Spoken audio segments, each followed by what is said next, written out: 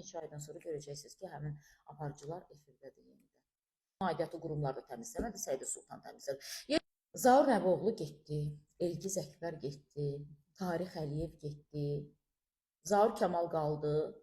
İlk ümumiyyətlə qonaqlarını aşağılayan, bizdə məzələnmək deyirlərdi ona.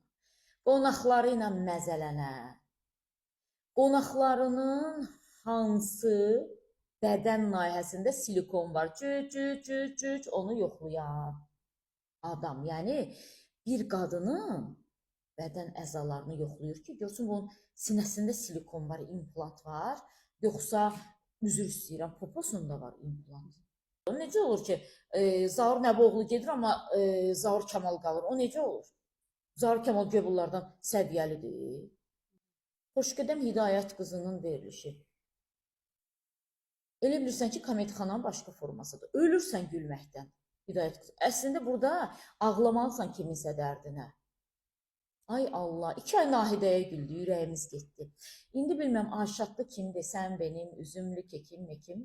Mahnılar oxuyur efirdə, sosial şəbəkədə görürəm. Ümumiyyətlə, Tarix Əliyev efirdə olmalı deyil. Amma yaxın dostluğumuz var. Yaxın dostluğumuz yoxdur, yox. Bilmirəm, bunu kim hardan çıxardır, necə çıxardır. Bizə yaxşı, ağı deyən, bəlkə də ağını gənc nəsil bilməz, Mərsiyə deyən 3-4 qadın lazımdır.